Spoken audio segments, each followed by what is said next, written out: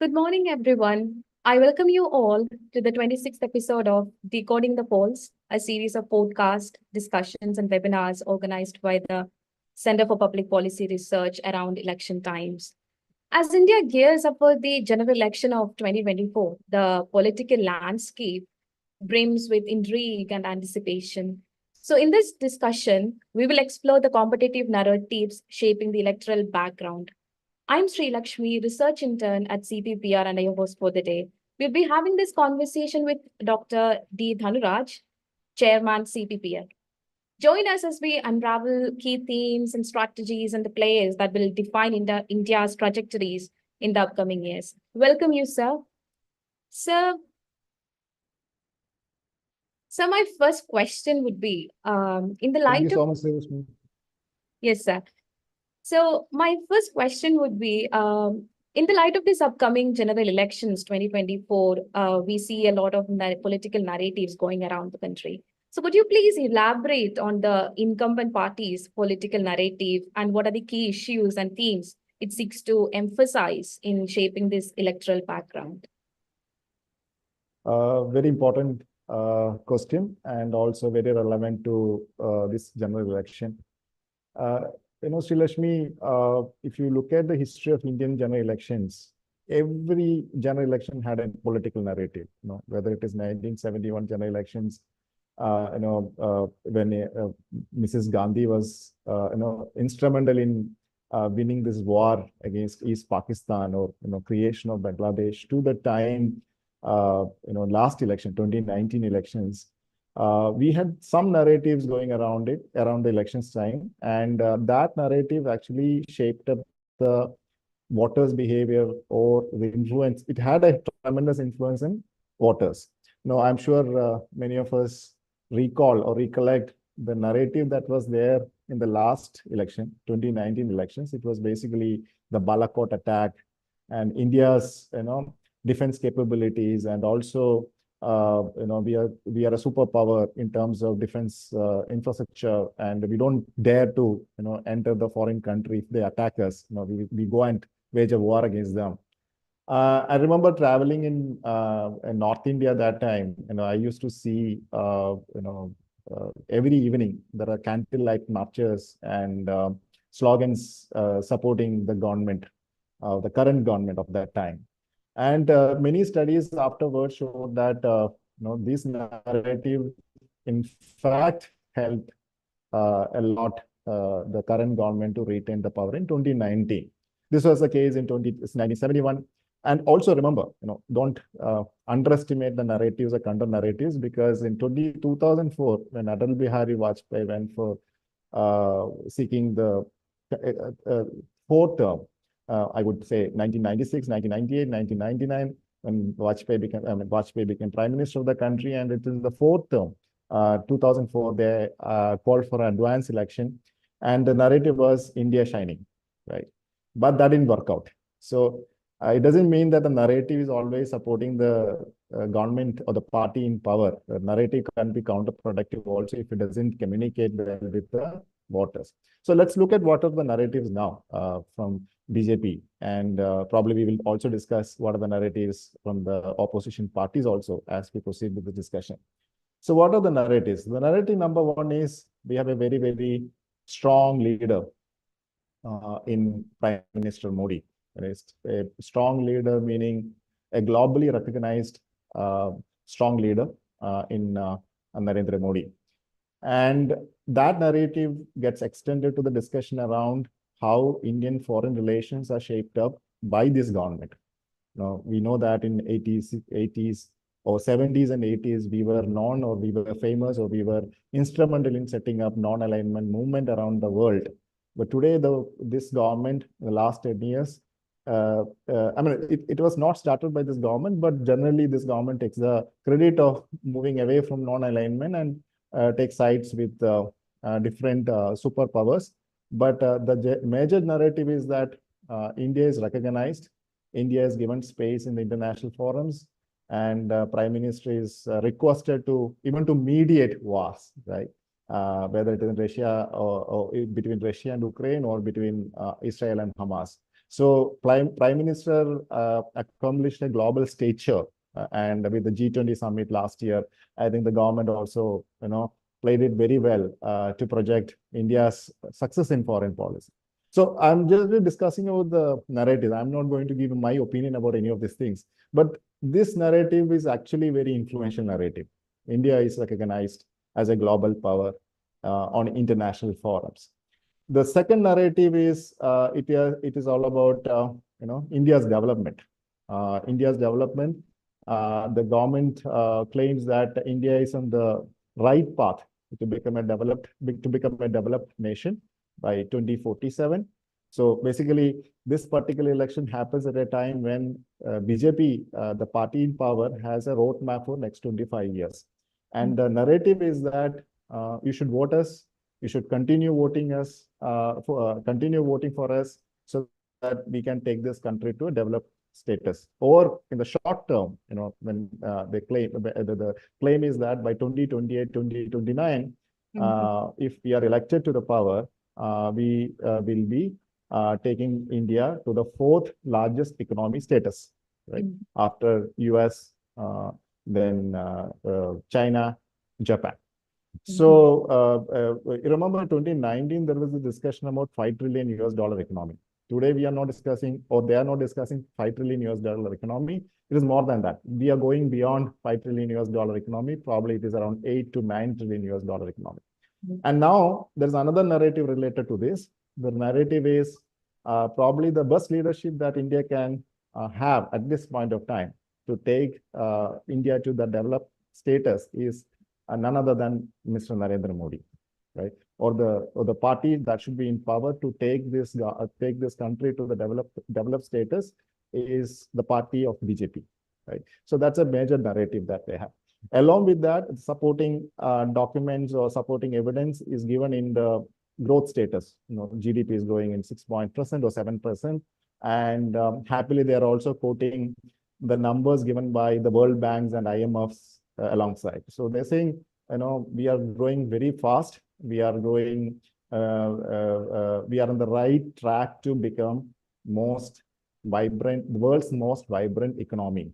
So that's a larger narrative. I see a lot of people buy that, and a lot of people are discussing it, along with a strong leadership in Delhi. The citizens believe that we are on the right track to become the major superpower.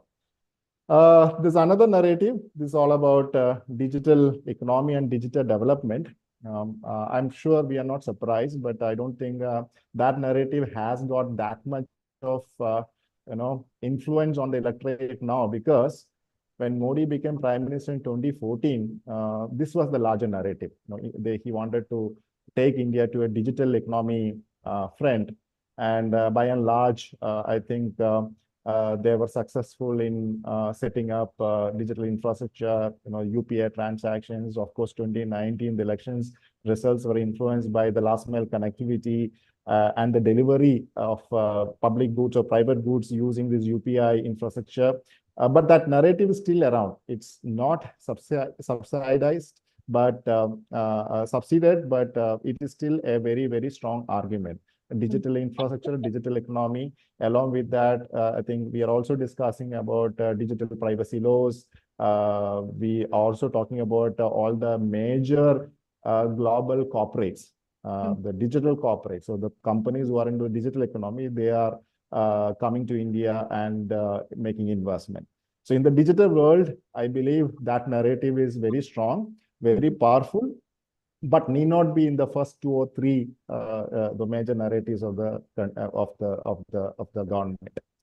The other one is India's infrastructure development, urban development, urban infrastructure development, and we see flyovers, we see road development, we see Vande Bharat, we see many of these remote or second-tier towns. I don't want to say remote, but second-tier towns and third-tier towns have fabulous infrastructure coming up, and the government is boosting infrastructure development.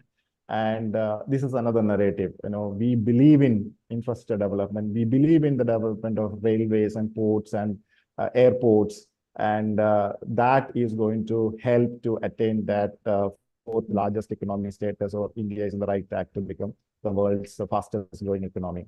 So that's another narrative, narrative around infrastructure development. The infrastructure development narrative is also compounded by the narratives around, let's say, establishment of All India Institute of Medical Science, so many more IITs, so many more IIMs, so many more universities. In fact, I was listening to Prime Minister Modi's speech a few weeks ago, and he was saying, he was claiming that every day, I think every other day, there was a new college or new university was set up in this country in the last 5 years. So this is a larger narrative. The other bigger narrative. See, I'm not positioning, or I am not listing these narratives on the merit of narratives. I'm just comparing different narratives we see, we hear every time we look at a BJP manifesto in Indian Neta speeches. So the other narrative is often heard is India's defense capabilities and improvement in naval and air force capabilities. This is also very interesting. As I mentioned earlier, last general election, this had a huge impact on the electorate. And this time also they are discussing, or they are, see, that's the reason I think even now there are, I don't want to link it to elections, but I see that the test launching of mini missiles, or inauguration or launches of submarines, these are all adding to the narrative. India is very much capable now to defend its national boundaries or territorial boundaries, even to guard, our sea lines, and our forces are, I'm not using, I'm just reflecting on the narratives that we see every time. I'm not saying that government is trying to use forces to build their narratives. Probably that's a responsibility of our forces. But still, I would try to link it to the larger narrative at the eve of elections. Our naval force going and rescuing the ships that were hijacked by the Houthi rebels or Somalian pirates. And this is actually helping a lot in building the narrative. We are very strong, we are very powerful in our naval defense. And same is the case with Air Force capabilities. You remember in 2019, the opposition had this big narrative around Rafael scam, and it didn't work out. But in this 2024 elections, I see that we are not discussing scam, but the government is reinforcing the argument that Indian government introduced or revisited the capabilities of Indian Defense Forces. We added more fleet to our Air Force. We added so many new submarines, frigates. So all these narratives are actually summing up India's ability to defend its territorial borders, territorial boundaries. But at the same time, the narrative is also that India's defense forces reckon with the rest of the world's naval forces or air forces, right? So that's another narrative.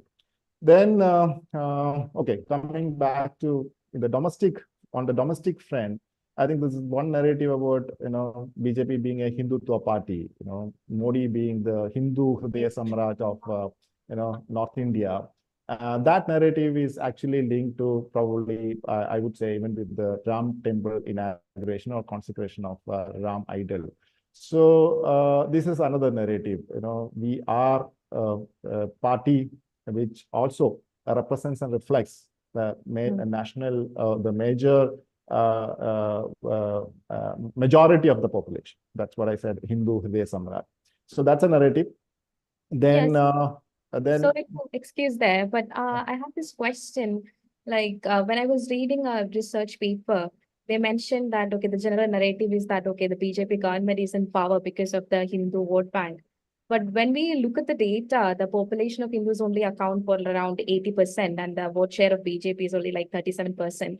So do you think on that front, the narrative put forward by the opposition party that the BJP is in power or is gaining on the Hindu vote bank, do you think that narrative is true, or what is your take on that? No, I differentiate these two. One is when I said there is a narrative around Ram Temple, it's a reinforcement of the representative or majority politics that the BJP's political characteristics are, right? BJP is, as we all know, BJP is a Hindutva party, right? By its birth and by its roots. I don't think anybody will contest that claim. Yeah. But that narrative is actually reinforced by Ram Temple. But that doesn't mean that BJP is winning these elections just because of Hindu votes. That's a two different thing. That's an analysis part. The narratives I am referring to is the narrative that could influence some sections of the society. See, when we discuss the narratives around India's foreign policy, probably that foreign policy element is actually influencing only the middle class and upper middle class, not the farmers in the country, right? When I discuss India's naval capability, I don't think it is influencing, the farmers again, or the lower section of the society, right? That is also influencing the middle class and upper middle class, right? But when I talk about, let's say, infrastructure, it might be influencing both middle class as well as the lower sections, because in 2019 post-election there are studies that show that many of these seats were won in many of these North Indian states because of the better delivery mechanisms introduced by government. You have this UPA infrastructure. So when we talk about digital economy, it's not about IT, the generation that we belong to, or the younger generation. They are very much fascinated by UPI. Not only that, it has got an indirect, interface also in terms of last mile deliveries, right? So narrative is not black and white. Narrative is only, we can't say that all narratives are equally influencing everybody in this, right? Some section of the society will be influenced by 2 or 3 narratives. Other section of the society will be influenced by other set of narratives, right? But remember, we have 91 crore voters this time, right? We have a diverse voters list this time. I mean, as always. And they belong to different age groups. Also remember, we have a voters of, probably 45 to 50% of the voters will come in the age bracket of 18 to, let's say, 55, right? So the narratives that are influencing them are totally different from the narratives that are going to be influenced by the elder people in the country, right? So I think we should not get confused with the narrative, because I'm not claiming that all narratives are equally applicable to every part of the country. This vary from place to place. Okay? And I'll add a few more narratives, what this government is projecting in the last few months. The other narrative is, a very workaholic prime minister. Yes. That's very, very important narrative. I think that narrative probably ran through all the sections of the society, right? Upper middle class to poor people in the country. That is really, a good narrative to sell out. Yes. And the other one is, of course, we can even argue that the narratives like, the slogan, "Abki baar, 400 par," even though we all believe that that has got only some bandwagon effect. It's too early for us to come to some numbers now. The polling has not started. But as of now, what my understanding is that I'm not so sure about 400. But that narrative of a party saying that we are going to win 400 seats. Look at opposition. Yeah. Is any party in the country actually claiming that they're going to win 200 seats? Right? No single opposition party is claiming that. But here, the ruling party, and it also has got some reasons. Because in 2014, after 30 years of, 30 years, one party got absolute majority on the floor of the House, right? After Rajiv Gandhi. And that tally was improved in 2019. So naturally, In these circumstances, we tend to believe that that number will increase. Of course, that number may increase, but the question is whether that number is going to touch 400 or not. But somebody listening to these speeches and somebody listening to watching these television shows, or when you read it from newspapers and media, that 400 has got a huge influence, because that shows a huge confidence that party has, right? And even when Prime Minister's recent times, I remember I see one of his speeches, he said, I'm very busy next 2-3 months because I am campaigning this country, but I'll be back with more announcements. When media reports like this, right, and media reports what Prime Minister actually spoke. I'm not saying that the media manipulate the whole speech. It actually builds a good narrative around it. And right? I think again the Modi ki guarantee factor also. Modi ki guarantee, this is probably first time they used in recent elections. Rajasthan, Madhya Pradesh, and Chhattisgarh. And now he himself is saying is Modi's guarantee, right? And more than what party uses. So these narratives. One is a strong leader, and strong leader actually provides stable government. Right? And can we have a government, a coalition government with internal contradictions, or do you want a stable government led by a strong leader? That's a very strong narrative. India has a very good international image. That's another narrative. India has got very good defense capability that even dare to go and rescue people from far east places. It's our and maybe even Chandrayaan and all are helping, right? Because India is, the very narrative is built around the superpower, debate. India is becoming a superpower. And thankfully, the indicators are like the growth indicators. I'm very specific to that. I'm very particular about the narrative. They say that India is growing by 6%, 6.5%, right? The reason is that probably when we discuss opposition narratives, we can actually reflect on this particular narrative. What is the narrative from opposition then in that case? Yeah. So before I leave you, sir, I just want to touch upon, you mentioned a lot about economic growth and everything, and even economists suggest that GDP, it's not actually a representative of a country's growth as a whole, because we have a lot of poor people and middle class section and everything. And do you think the opposition party, they fail to build a narrative around, the rising unemployment rate, the inflation that we are having around the country? So where do you think the opposition party failed in raising those issues, and what would you suggest are the strategies or the tactics they should employ to highlight and maybe win on those strategies? So, Sreelakshmi, probably we can discuss the narrative by the political opposition parties, right? So that we can probably deal with some of these questions there.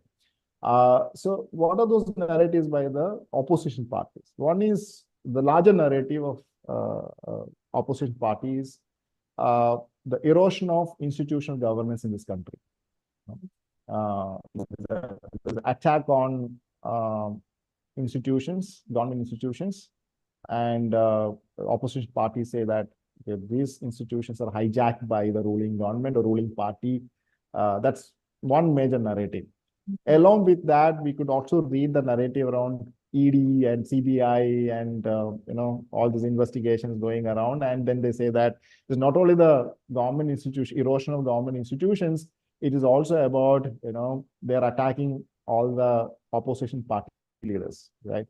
There is a raid, there are cases registered, and even while country is approaching the first phase of poll, some of the opposition party leaders are in jail, right? And many more cases are getting registered. So they are building on that narrative. There are cases against political party, opposition party, political party leaders. They're also having a narrative. I don't know how far they are successful in building the narrative, but some parties are saying, if you switch over to ruling party coalition, you can escape. That's an escape route from all these EDs and CBIs.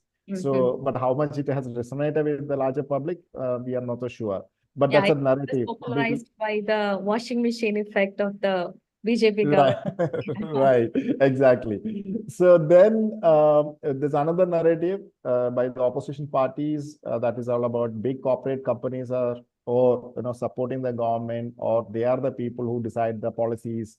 They largely influence policy making in this country. And I remember that slogan in 2019 by the opposition parties, Sood Booth Ki Sarkar. Today they are not using that anymore, but by and large, here and there, they say that this country is driven by big corporate houses, and the large so that this government doesn't care about the poor people. They don't care about the middle class section of the society, right? It's only for rich, driven by the rich, for the rich, of the rich. That narrative is very much there. And then probably we should add, or probably we should link that narrative to the other narrative that especially somebody like Rahul Gandhi is always, in his speeches, he mentions this, we will, two things he mentions. One is we want to go back to socialist economy, right? I saw this, I listened to his speeches a few times, and he is repetitive about this particular angle of, we should go back to socialist economy. Probably the idea that he's trying to convey to the people is, we are more concerned with the poor people. Maybe he is not getting the right term to express his desire to support poor people. But somebody like me listening to that speech, then I am a little confused, because the same party only introduced liberalization policies in 1991. Now, how can you go back to, or are you saying that, are you negating your own erstwhile leader saying that, okay, that was a mistake from our side? So there is a confusion there. And of course, populist welfare policies. See, if you look at the narratives by the sitting government, or the reigning government, I'm not seeing that many populist measures they're talking about. Interesting in a country like India, right? They say that Modi's guarantee. Modi's guarantee is the welfare. Right. I think it's all in there. He's not getting the specifics. I will deliver you. Don't worry. Right. But the opposition parties are very, very, very, they're trying to, I hope sometime today, tomorrow, manifesto of Congress party will come out, and that will speak a lot about, I'm sure, about the welfare policies they are planning to introduce once they get back to power, right? So there's a difference in that narrative, right? Here they are trying to bring out specifics, whereas in the other side, it's only the universal scheme they are talking about, Modi's guarantee. And even Ram Temple, like, they guaranteed the Ram Temple and they just delivered it. So I think it also adds to the guarantee factor, like appealing to the that I think very interesting question. BJP, BJP is a party, they say that we are a government democratically elected by the people of this country. And whatever we promised in the manifesto, right, we delivered one by one, right? It could be Article 370, it could be, Ram Temple, CAA, or probably they're also discussing about Uniform Civil Code. So probably that is the next thing they want to do after these elections. But in case of opposition party leaders, I see a challenge, even countering the CAA, right? Since you mentioned CAA, I don't think across the country, the opposition was able to build a narrative around it at this time, right? The first time when CAA was introduced, a lot of protest, we all watched on television, protests were happening in different parts of the country. But this time around, few states where opposition is very strong, there are protests and opposition to that. For some reason, again, opposition narrative is little subdued in this. Maybe it is because of, you are countering a Hindutva force, and opposition also is a little confused about whether we should do this way or that way. Remember, Janudari, Rahul Gandhi, and Hanuman Chalis here recited by Arvind Kejriwal few times when he was, chief minister, in one of his, very infamous function in Delhi. So they are a little confused in building these narratives, right? And I had few more narratives from opposition parties. One is farmers' issues. farmers' issues. We all know that reform bills were introduced. Later, because of the protests, the government, BJP government, had to withdraw it. And recently also there was a protest going on in Delhi, or farmers from Punjab was marching towards Delhi. It was stopped. But this time around, I know this farmers' interest, or especially the Jat vote bank, could be a very influential factor in some parts of UP, Haryana, Rajasthan, right? But there's no larger narrative around farmers' issue at the national level by opposition parties. I don't see them yet. So that's another issue. Unemployment. I'm going back to that earlier discussion about the number growth, 5.6 or 6.6, 6.6 or 7.4. Different institutions are giving different forecasts on India's economic growth. Here, on the other side, I think opposition doesn't have a narrative on how to attack the narrative. Okay, in politics you have to attack narratives, right? Whether you right or wrong, you have to attack those narratives. So I don't see, except Raghuram Rajan talking about it, on governments or some of the leading economists, but not many of them are, no way connected to politics, or they are not the political activists. But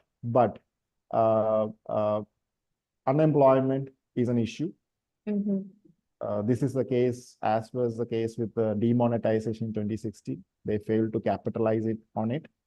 And this time, our campus placements are very low, but still, we are not discussing unemployment. It's not only the college graduates.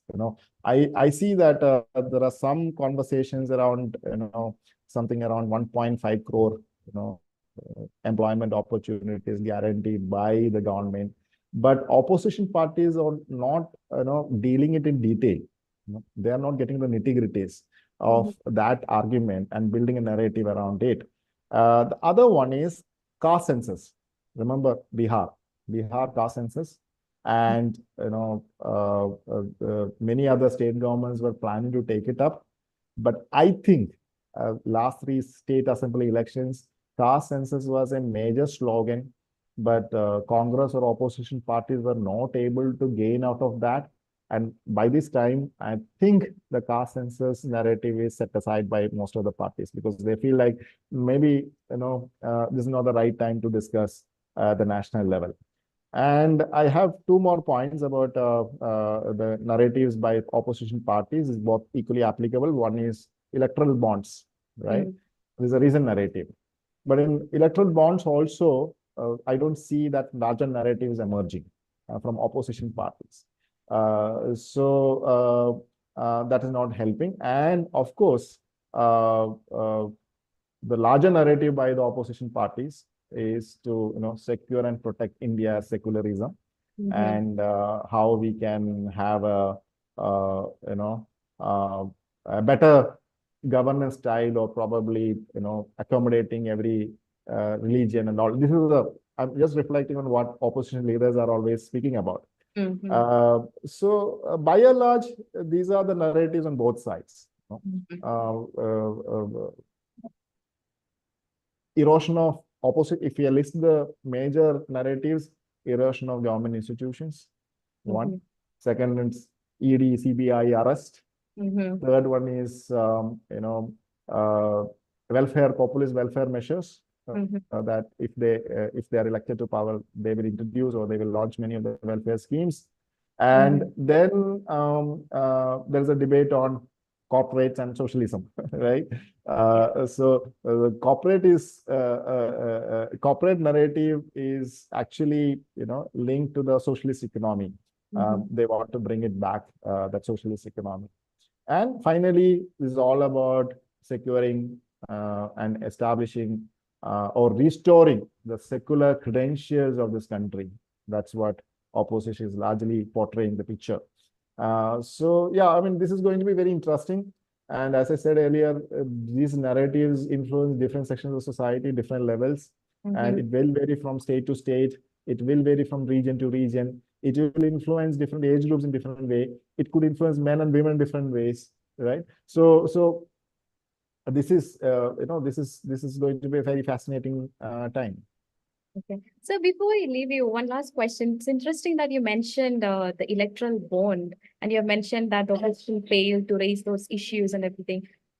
Do you think it is because of their failure to raise the issue or the media attention or the coverage that we are having around those topics? Because it was interesting that while I was reading a newspaper, there were only like a few channels which took up the issue of electoral bonds, and there were only one major debates happening at a national television channel. So, do you think it is not just the failure of the opposition party to raise those issues, but generally to do with the mass media and its failure to deliver it to the public? No, I read it two ways. One is how much electoral bond issue can resonate with the larger public in the country. Of course, middle class and upper middle class, one section of the society will be always intrigued by this fact that who is financing you. I mean, I'm reading from earlier election research works that many others have done in the country, and that could be one reason. No? How much it can influence voters' decision, who is financing you, and that is also reason. Remember, "Sood Boot Ki Sarkar" slogan. "Sood Boot Ki Sarkar" slogan. If that was a really selling point, it would have influenced the poll outcome, right? So it didn't work out. And here it is not same as "Sood Boot Ki Sarkar" allegation or that narrative. It's all about big companies are in quid pro quo arrangement. They are giving you money to finance your elections and politics, right? But here is a challenge. There's a larger challenge there for the opposition parties to take it up. The reason is many of the regional parties. Who was the first one? Of course, BJP is miles apart, right? They're miles apart from the rest of the crowd. Then who's the second party? Who are the second and third? The TMC and DMK. Then only it comes Congress party, right? So I think they were also very vigilant and diligent to make sure that that is not become a very larger narrative, because it could rebound on them also if they take up those issues. And remember, Congress party also decided not to disclose many things. BJP said, we don't want to disclose it. Congress also took the same position. When the hearing was going on, they took a position that we don't want to disclose those who donated and what and when and all. We don't want to disclose it. So I'm not surprised. Certain cases, every party will come together, they will unite for a common cause. And electoral bond case was a common cause for many of them, not to shout about who is financing you. Thank you, sir. And thank you. And that's the end of our discussion for today. And thank you all for joining us in this insightful discussion centered around the competitive narratives of the general election.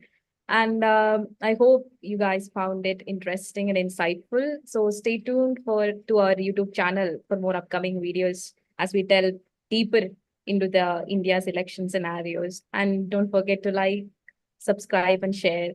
And thank you so much. Stay informed and engaged. Thank you, sir. Thank you. Thank you.